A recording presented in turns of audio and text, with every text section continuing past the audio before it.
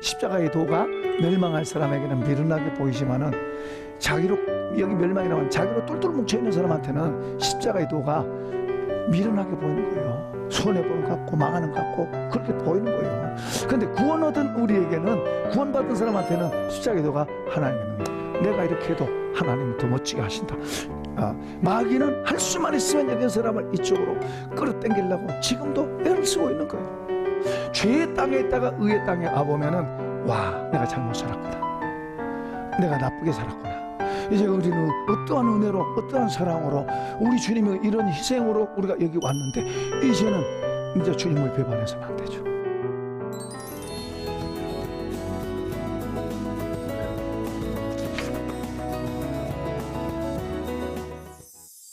안녕하세요. 반갑습니다. 군포 성산교회 김자연 목사입니다. 제가 어떤 이야기를 하나 준비했는데, 영국 귀족의 집에 있던 이야기예요. 한 번은 그 귀족이 자기 집에 하녀가 말을 하는 걸 들었어요. 나한테 10파운드만 있으면 정말로 행복할 텐데. 그래서 그 말을 듣고 그 귀족이 그 하녀를 행복하게 하기 위해서 불렀습니다. 그리고 내가 10파운드를 선물로 준다고 그렇게 하면서 10파운드를 건네줬습니다. 그리고 이제 건네주고 나서 이제 서서 그 하녀가 어떤 태도를 취하나 이제 듣는 겁니다. 그런데 뭐라고 하니까 내가 20파운드 있다고 그럴걸. 그러니까 무슨 말인 거냐면은, 행복이라고 하는 것은 우리가 얼마나 가졌느냐 그런 데 있지 않고 우리의 모든 상황이 하나님께로부터 왔다, 이것을 믿을 수 있다면은 거기서부터 행복이 시작되고 그리고 진행이 되는 거예요. 아까 10파운드 그것만 있으면 행복해야 되는데 그거 받고 나니까 금방 20파운드로 바뀌잖아요. 우리가 그래요. 우리 사람은 끊임없이 그러고 사는 존재예요. 자, 우리가 이제 갈라디아서 계속해서 이제 해가는데 한번 끝자락으로 계속 가고 있는데요. 바울 사도는 우리 사람이 정말 행복하게 되고 그리고 가치 있는 삶이 되려면은 어떻게 된다는 것을 알았습니다. 그 전에 그는 주님을 만나기 전에 율법을 알았습니다. 하나님의 법에 대해서 알았습니다. 그 율법주의자였죠.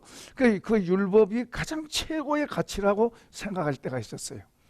우리 인생에 있어서 하나님 앞에서 그리고 사람 된 가치로서 율법이 가장 최고의 가치라고 생각할 때가 있었는데, 예수님을 만나고부터는 그 율법을 거의 폐기하다시피 이게 아니구나, 이게 아니구나, 더 좋은 것을 본 거죠. 다시 말하면 예수님은 땅에서 우리처럼 태어는 났지만은 그분은 하늘에서 오셨어요. 그리고 하늘의 것을 가지고 이 땅에 오셔서 우리 사람들에게 하늘의 것을 가르치고 전해주는 거예요. 그러니까 이 가치를 바울이 안 거예요. 그리고 이 가치를 알고 이 가치를 복음이라고 하는 그릇, 복음이라는 말이 기쁜 소식이에요. 복음이라고 하는 그릇 속에다가 담아서 그것을 교회에다가 가르쳐주고 있는 거예요. 그러니까 이 최고의 가치, 이 복음이라고 하는 그릇에 담은 이 가치를 말하면은 여기 있는 성령의 열매, 성령의 열매 한번 읽어봅시다. 이거 사랑, 희락, 화평, 오래 참음, 자비, 양성, 충성, 온유, 절제, 이 같은 것은 금지할 법이 없다 그러면서 이게 여러분 속에 담아지면 그 자체가 행복하게 되는 거예요. 이걸 우리 속에 담으라고 하는 거예요. 그래서 여기 이제 13절 자 읽어봅시다. 그러면 13절 시작. 형제들아, 너희가 자유를 위하여 부르심을 입었으나 그러나 그 자유로 육체의 기회를 삼지 말고 오직 사랑으로 서로 종노릇 하라. 온 율법은 내 이웃을 사랑하기를 내 자신같이 하라 하신 말씀하세 이루어졌나니 만일 서로 물고 먹으면 피차 멸망할까 조심하라. 내가 이르노니 너희는 성령을 따라 행하라. 그리하면 육체의 욕심을 이루지 아니하리라. 아멘. 그게 무슨 말이에요? 성령을 따라 행하라. 성령을 따라 행하면 성령의 속성이 우리 안으로 들어오게 될 줄로 믿습니다. 그래서 이 지금 성령의 열매 뒤에 우리 22절과 23절에서 나오는데 그 성령의 열매가 우리 안에서 우리 가치가 되는, 우리 인격이 되는 거예요. 이건 신비죠, 신비. 사실은 우리 사람은 내가 잘못된 습관 하나 고치는 것만 해도 굉장히 어려워요. 담배 중독된 사람이 담배 끊으려고 그러면 죽기가 아니면 뭐 살기로 몇 달이야 하기도 하고 못하기도 하고 그래. 게임에 노출된 사람은 게임 그 끊으려고만 해도 굉장히 어려워요. 우리가 갖고 있는 어떤 습관 하나도 끊기가 정말로 어려워요. 근데 이런 보호물들이 우리 안으로 들어온다는 거, 사실 우리에게는 얼마나 지저분하고 잘못된 게 많은데, 그게 이제 밑에 보면 육체의 일인데 나중에 구체적으로 말하겠습니다만은, 이런 게 우리 속에 가득 들어있는 건데, 이런 속에다가 이 하늘의 것, 천국의 보물들을 우리 속에 담는다는 거, 하나님의 성품을 담는다는 거, 이건 우리 사람으로는 불가능한 거예요. 절대로 될 수 없어요. 사람으로는 할 수 없어요. 그러나 하나님은 하시는 줄로 믿습니다. 그래서 하나님이 하신 걸 이야기하는 거예요. 그러니까 성령을 따라 행하라 하는 말씀하는데, 성령을 따라 행하는 것은 하나님이 하게 하시는 것을 말하는 거예요. 자, 이제 먼저 우리가 13절 한번 다시 보겠습니다. 형제들아, 너희가 자유를 위하여 부르심을 입었으나 그러나 그 자유로 육체의 계를 삼지 말고 오직 사랑으로 서로 종노를 하라. 자유를 위해서, 우리가 예수님이 우리를 구속하시고 자유도 그랬어요. 우리의 모든 죄를 다 용서하셨어요. 너희의 모든 죄를 내가 다 용서했다고 선포하신 거예요. 내가 너희를 거룩하게 했다 하고 선포하신 거예요. 하나님이 예수 믿는 우리를 거룩하게 하셨습니다.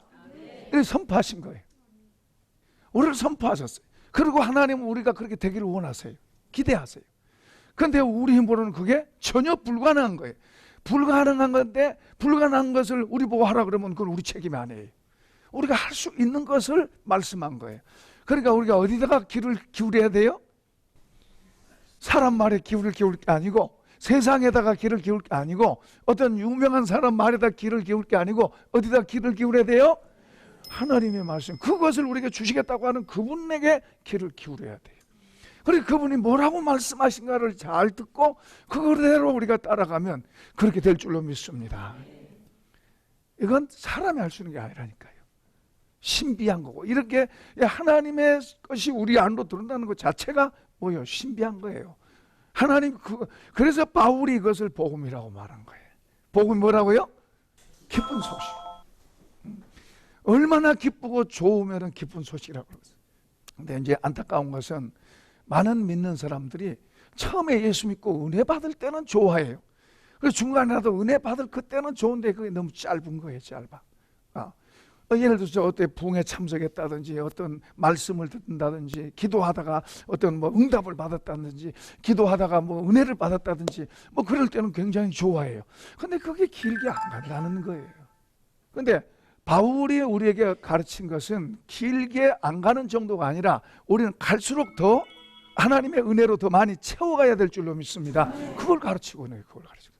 그러니까 몇 발자국 가다 엎어지고, 조금 가다가 그렇게 좋아했다가 조금 가다가 또 뭐 달라지고, 그냥 그렇게 헌신하고 그러다가 얼마 안 가서 또 엎어지고, 그런 일이 있을 수가 있어요. 있는데, 왜냐하면 적도 있고, 또 우리 속에서 잘못된 것도 있고, 또 우리가 잘 알지 못하고, 그러면은 우리가 쉽게 넘어지고 쉽게 잃어버리고, 그러나 우리가 분명하게 바로 알고 그걸 향해서 가면 혹 넘어졌다가도 다시 일어날 수 있는 거예요. 자빠졌다가도 그걸 아는 사람은 다시 붙들고 일어나서 계속해서 가는 거예요. 그러면 이런 사람은 가면 가고 갈수록 뭐요?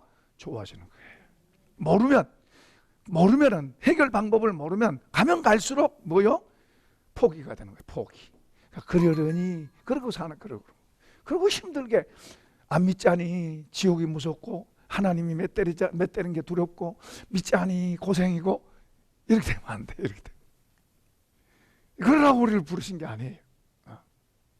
근데 오늘 우리가 배운 이것을 잘 가지고 그것을 기초로 삼고, 그게 기초가 되고 그게 중심이 돼가지고 우리가 직장생활을 하든지 사업을 하든지 내 인생길을 가든지 또 사회생활을 하든지 가정생활을 하든지 이런 모든 게 이 복음이 중심이 되고 축이 돼가지고 그렇게 살아가면 잘 될 줄로 믿습니다. 여기 하나님의 복이 거기에 오는 거예요. 그러니까 예수 믿는다는 것은 평범 이상의 삶이에요. 아까 우리 주님은 완전한 자유를 주셨어요. 에덴 동산에 아담과 하와에게 자유를 주셨는데, 인간에게 자유를 주셨는데 그 자유로 뭐요? 그것들이 뭐든지 할 수 있어요. 그런데 그들은 그 자유를 가지고 뭐 했어요? 하나님을 거역한 자로 간 거예요.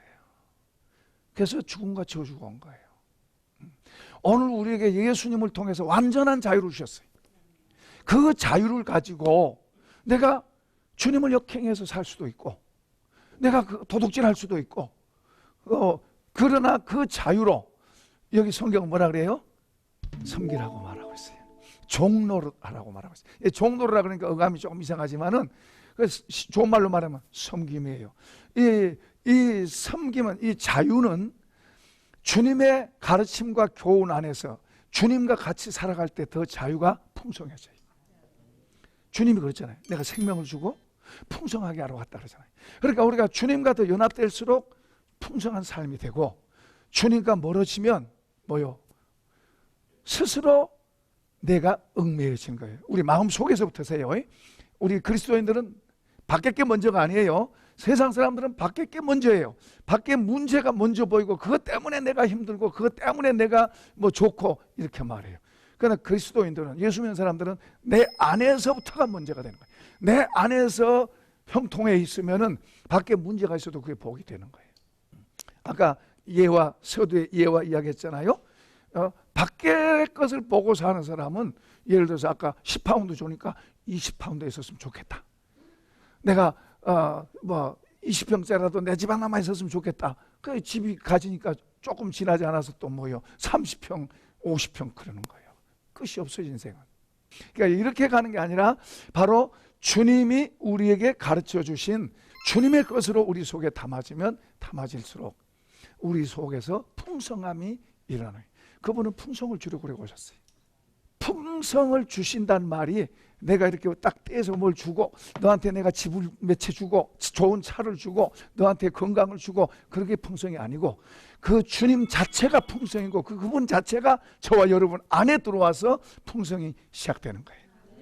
그러니까 이분이 우리 속에서 더 나타나고 표현될수록 그게 풍성한 삶으로 나타나는 거예요. 그리고 겉에 포지션은 하나님께서 갖다 맡기고 주시는 거예요. 내가 쫓아가는 게 아니라 그분이 갖다가 맡겨주시고, 맡겨주신 것 가지고 우리는 자족하는 걸 배워가고 사는 거예요. 그래서 사도 바울은 사실 손에 든 거 아무것도 없어도 자족하고 살아요. 부자같이 살아요. 만물이 다 내 것이라고 그러고 살아요. 그보다 더 부자가 되겠어요. 그는 자기 것으로 이렇게 할 이유를 별로 못 느끼는 거예요. 그보다 더 그는 예수 그리스도로 더 채우려고, 그분 안으로 들어가고 그분으로 인해서 풍성을 누리려고. 그러니까 감옥 안에서도 기뻐하고 감옥 안에서도 여유를 가질 수 있는 거예요. 완벽해서 그는 뭐 걱정도 하나도 없고 뭐 고난도 하나도, 뭐 염려도 하나도 없고 그런 게 아니죠. 그 염려하는 질이 다르죠. 문제 때문에 때로는 힘들어하기도 해요. 그러나 그 힘들어하는 그 질이 다른 거예요. 하나님의 영광을 위해 살아야 되는 그런 갈등, 그런 아픔, 그런 것들은 있을 수 있죠. 내가 잘 먹고 잘 살아야 되는데 그거하고는 전혀 다른 거예요. 그리스도인의 삶은 전혀 다른 삶이에요. 처음 복음을 듣고 그 복음을 믿음으로 인해서 성령이 그들 속에 충만했어요. 성령으로 그들이 충만하니까 그들이 서로 사랑하고 서로 격려하고 서로를 좋게 대하고, 그리고 문제가 있어도 그 문제를 이길 수 있는 힘이 그들 속에 있었고, 아멘. 그래서 그렇게 칭찬하래요. 성령으로 그들이 그렇게 어려운 핍박 속에서도 고난 속에서도 능히 이겨나가고 당당하게 이겨나가고, 어떤 어려움이 와도 문제가 되지 않는 거예요. 그 성령으로 이겨나가는 거예요. 그런데 이제 그들이 그 성령을 잃어버리고 자기 나 중심으로 돌아가니까 그때서부터 뭐요? 서로 시기도 나오고 질투도 나오고 너가 잘났니 내가 잘났니 이런 것도 나오고, 이제 눈에 보인 것 이제 추구하는 그런 삶으로 바뀌고, 그러니까 좋아질 수도 있고 망가질 수도 있다. 우리가 완전하지 않기 때문에 넘어질 수도 있고 잡아질 수도 있다 그랬어요. 우리가 점점 그러나 아는 사람은 점점 더 좋아지는. 그래서 그걸 바라보고 계속해서 가는 사람, 예수 그리스도를 바라보고 계속해서 가는 사람은 나중에 가면 갈수록 더 좋게 될 줄로 믿습니다. 가다가 주님이 안 보여요. 주님이 안 보이면 뭐가 보여요? 세상 보이고 내가 보이는 거예요. 그러면 가면 갈수록 힘들어요. 그러다 보면 이제 결국에는 주님은 안 보이니까 뭐 별 수 없어요. 어떤 거 쳐다봐요? 사람 쳐다보고 눈에 보이는 거 쳐다보고. 주님이 안 보이면 큰일 났다 그러고 주님 보여주세요 하고 그렇게 해야 되는데 나중에는 그러려니 그렇게 하는 거예요. 어제나 오늘나 영원토록 동행하신 예수를 바라보자. 믿음의 주요 우리를 온전하게 하게 하시는 이인 예수를 바라봐라. 우리는 늘 주님을 바라보고 해요. 그런데 뭐 아무것도 안 보이네. 이러면 안 돼요. 이런 것을 우리가 고쳐야 되는 거예요. 다시 돌아가야 되는 거예요. 갈라디아 교회가 그렇게 바뀌어 본 거예요. 그러니까 그걸 이제 사도 바울이 다시 가르치면서 이렇게 해야 된다. 그걸 가르치고 있는 거예요. 로마서나 고린도 전후서나 갈라디아서나 에베소나 빌립보서나 골로새서나 모든 그 바울의 가르침이나 베드로 가르침이나 사도 요한의 가르침 다 그 이야기하고 있는 거예요. 누구 이야기하고 있어요? 예수님 이야기하고 있는 거예요. 우리 사람으로는 절대로 안 되는데 예수로 됐네. 예수로. 그래서 예수님 사람의 몸을 입고 오셔서 그분 속에 성령이, 그분 속에 하나님의 말씀이, 그분은 사는 동안에 무작정 산 게 아니에요. 누구에게 순종하고 살았어요? 하늘 아버지께. 다른 사람들은 하나님 안 보인다 그러지만 예수님은 뭐요? 그분을 알고 그분께 순종하고 살았어요. 십자가도 안 가고 싶지만은 그분이 가라고 그러니까 가는 거예요. 요한복음 6장에서는 나는 내 일을 하기 위해서 온 게 아니라 나를 보내신 이의 일을 하러 왔다고 말씀하세요. 이 관계를 분명히 하세요. 그러면 오늘 우리도 그런 관계가 이루어지는 게 예수 믿는 거예요. 내가 내 일 하는 게 아니라 주님이 우리 안에서 그분의 일을 하게 하시는, 그러니까 그분으로 우리 속에다 채우면 그분이 우리를 짊어지고 가는 거예요. 십자가를 지기는 어렵다. 그러나 십자가를 지기만 하면 십자가가 나를 지고 간다. 그런 거예요. 내가 살아서는 내 힘으로 해야 되고 내가 죽으면 예수님이 나를 이끌어가는 줄로 믿습니다. 그래서 바울은 내가 산 게 아니고 내 안에 주님이 산다. 내가 육체 가운데 사는 것은 그분을 믿는 믿음으로 산다. 믿음으로 주님을 바라보고 믿음으로 그분을 따라가는 거예요. 믿음의 눈이 열리면 믿음의 세계가 보이죠. 그러니까 그 믿음으로 살아가는 그것을 말하고 있고, 그것을 바울은 복음이라 말하고, 그리고 이 복음이 변해서는 절대로 안 된다. 내가 전한 복음 외에 다른 복음을 전하면 저주를 받을지다. 바울 사도가 이런 말을 동원을 합니다. 그분이 예수 믿고 정말 유한 사람이고 때리면 맞고 뭐 뺏어가면 뺏기고 그런 사람이에요. 그런데 그 사람 입에서 이 복음에 대해서 말할 때 이렇게 분명히 말해요. 이것은 내가 사람에게 배운 것도 아니고 사람에게 받은 것도 아니고 예수 그리스도의 계시를 통해서 직접 받았다고 말해요. 그러니까 바울 사도가 이렇게 확신하고 하는 것은 또 이 복음이 하나님께서 우리를 예수를 보내신 것은 그냥 아무렇게나 살다가 천국에서 만나자고가 아니고 어그러지고 악한 세대에서 살던 우리들 건져내서 하나님의 자녀로서 빛으로 살라고 이 하나님이 우리를 구원하시고 이 복음을 주셨다고 말해요. 그러니까 우리 속에 이것으로 채워지면, 성령의 열매로 채워지면 우리가 빛이 되란 말 안 해도 빛이 될 줄로 믿습니다. 그게 되는 거예요. 그래서 예수님은 너희는 세상의 빛이다 그러잖아요. 그러니까 나는 빛이다 한번 해봅시다. 나는 빛이다. 나는 빛이다. 그 빛으로 우리를 세우신 거예요. 그리고 빛이라고 말만 한 게 아니라 어떻게 빛이 된다는 것을 먼저 성령으로 우리를 빛으로 만들어 주시고 그렇게 계속 가면 좋은데 잘 못 가잖아요. 잘 못 하잖아요. 그러니까 이제 그것을 이렇게 하라고 가르쳐 주면서 하는 게 그게 이제 바울 사도가 말한 복음의 복음. 하나 또 정리하고 넘어갈 게 있는데, 이 갈라디아서에 보면 이제 율법이란 말이 동원돼 가지고 계속해서 이제 2장, 3장, 4장까지만 이 율법에 대해서 계속해서 설명을 해왔어요. 이 율법이 뭐냐? 율법은 시내산에서 모세를 통해서 애굽에서 나온 이스라엘 백성들과 세운 언약을 하면서 법을 주신 법이에요. 믿음의 세계는 그 전서부터 있었어요. 아브라함 때서부터 아브라함을 믿음의 조상이라는데 아브라함은 그런 법에 의해서가 아니라 믿음으로 하나님을 섬겼습니다. 하나님의 말씀을 듣고. 그리고 모세를 통해서 이스라엘 백성들에게 십계명을 중심해서 율법을 주셨어요. 그런데 그 율법을 이스라엘 백성들과 언약을 맺으면서 줘요. 너희가 이 말씀대로 살면 세계 모든 민족 가운데 너희가 내 백성이 되고 나는 너희의 하나님이 되겠다. 그럼 지켜주겠다고 말해요. 그렇게 하겠냐? 그러니까 이스라엘 백성들이 하겠습니다. 그랬어요. 그래서 이제 언약을 맺습니다. 뭘로 맺어요? 뭘로 맺어요?